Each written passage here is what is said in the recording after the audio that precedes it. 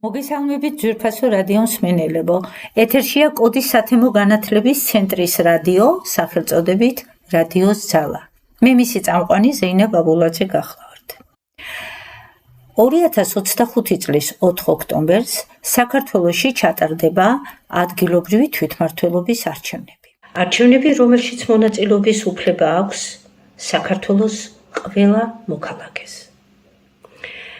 საინტერესო იქნება რადიო მსმენელებისათვის ინფორმაცია მოგაწოდოთ იმის შესახებ, თუ როგორ მოიპოვეს ქალებმა საარჩევნო უფლებები, როგორც საქართველოში, ასევე მსოფლიოში.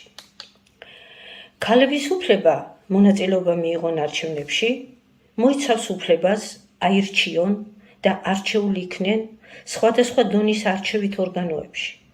ქალთა საარჩევნო უფლებებისათვის აქტიური მოძრაობა იწყება მე-19 საუკუნის მეორე ნახევრიდან ფემინისტი ქალბატონების მიერ, რომელთა შრომამ ის შედეგი გამოიღო, რომ მსოფლიოში პირველად ქალთა საარჩევნო უფლებები დაკანონდა ახალ ზელანდიაში 1893 წელს. 1902 წელს საარჩევნო უფლებები მოიპოვეს ავსტრალიელმა ქალბატონებმა, 1906 წელს ფინელმა, 1913 წელს ნორვეგიელმა, 1915 წელს დანიელმა და ისლანდიელმა ქალბატონებმა. 1917 წელს საარჩევნო უფლება მოიპოვეს რუსეთში მცხოვრებმა ქალებმა.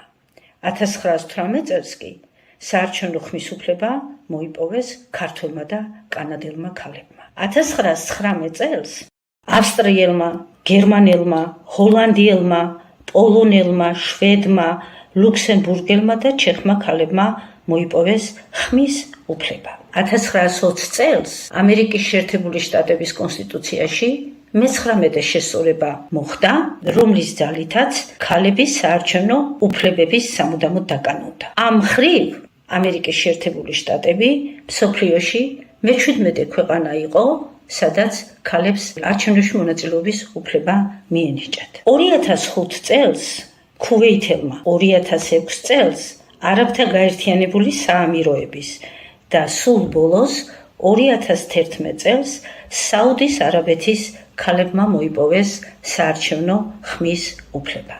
ახლა კი უფრო კონკრეტულად, როგორ მოხდა საარჩევნო ხმის უფლების მოპოვება და დაკანონება საქართველოში. როგორც აღნიშნე, ქალებმა საქართველოდან მსოფლიოში ერთ-ერთმა პირველებმა მოიპოვეს საარჩევნო ხმის უფლება. ეს მოხდა 1918 წლის 22 ნოემბერს, როდესაც საქართველოს ეროვნულმა საბჭომ დაამტკიცა კანონი სახელწოდებით დებულება დამფუძნებელი კრების არჩევნებისა. ეს დამტკიცებული შემუშავებული კანონი თავისი შინაარსობრივი და პოლიტიკური მნიშვნელობიდან გამომდინარე უაღრესად პროგრესული იყო.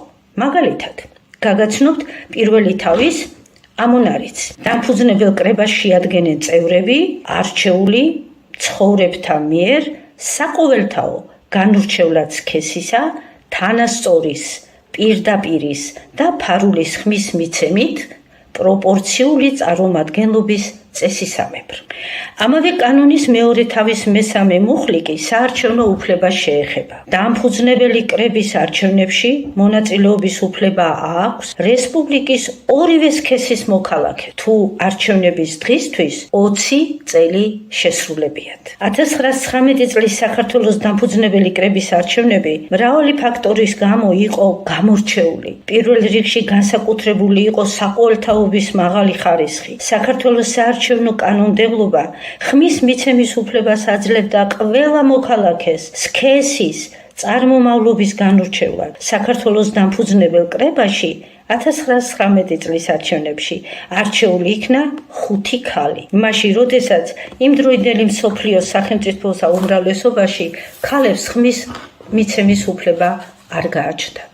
უფრო მეტიც, პრეზიდიუმის წევრად, ანუ მდივნად, არჩეული იქნა ქრისტინე შარაშიძე. გარდა ქალთა ჩართულობისა, არჩევნების ხმის მიცემისა და დეპუტატად არჩევის საშუალება მიეცათ საქართველოში მცხოვრებ ეთნიკური უმცირესობის წარმომადგენლებს. დემოკრატიის, თანასწორობის, ტოლერანტობისა და სხვა ჰუმანისტური ფასეულობების დემონსტრირება იყო არჩევნები ქვეყანაში, რომელსაც საუკუნეზე დიდი ხნის წინ ჰქონდა დაკარგული სახელმწიფოებრიობა, სულ რამდენიმე თვის წინ აღიდგინა სახელმწიფოებრიობა და დამოუკიდებლობა და რამოდენიმე თვის შემდეგ ასეთი დემოკრატიული სრულყოფილი არჩევნები ჩაატარა საქართველოში. საუკუნეზე მეტი ხნის გამოცდილება აქვს ჩვენს ქვეყანას დემოკრატიული არჩევნების ჩატარების საქმეში. ასე რომ, მიმდინარე წლის ოქტომბერშიც ჩვენ სამშობლოს მშვიდობიან, წარმატებულ და